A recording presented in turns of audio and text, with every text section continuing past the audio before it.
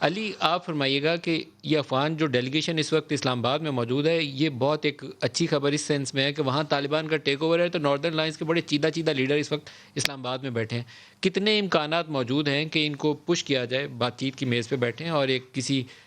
Formula کے اوپر agri کرتے ہوئے امن کی طرف لے جائیں افغانستان کو؟ جی، بسم اللہ الرحمن الرحیم۔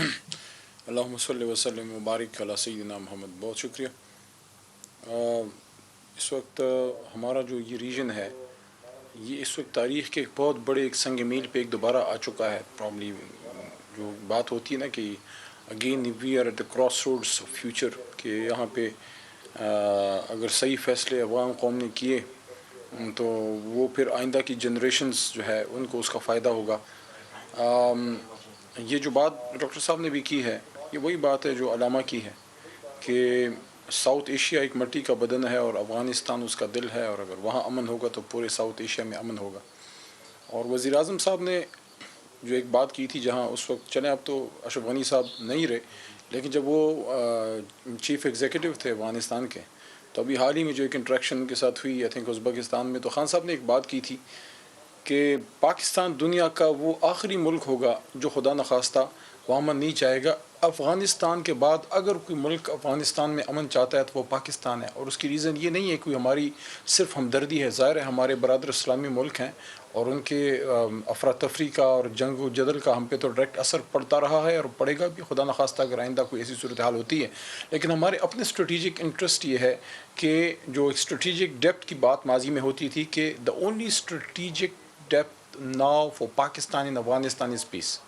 کہ وہاں امن ہو، یہی ہماری اسٹریٹجک ڈیپتھ ہے، کیونکہ ہماری سی پیک کے لیے ضروری ہے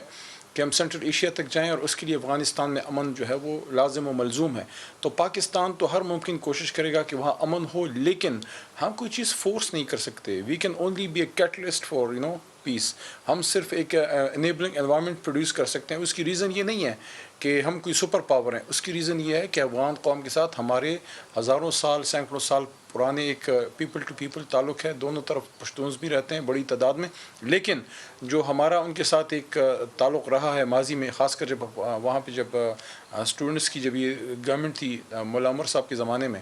تو اس وقت بھی ہمارے تعلق پیسفل تھے۔ اور پھر یہ جو ابھی افغان طالبان ابھی وہاں پہ جو آئے ہیں، ان کا ایک ماضی میں ایک تاریخ کا ایک پہلو رہا ہے کہ چاہے ان کا جو بھی وہاں جنگ رہی یا جو بھی صورتحال افغانستان میں رہی، پاکستان کے حوالے سے کبھی ان کی طرف سے کوئی نیگیٹو بات نہیں آئی۔ ہمیشہ پاکستان کے حوالے سے کوئی، یہاں جتنی بھی دہشت گردی ہوئی، جو چیزیں ہوئی، اس میں ان کا کوئی رول نہیں تھا۔ ہمیشہ وہ پاکستان کے بارے میں بالکل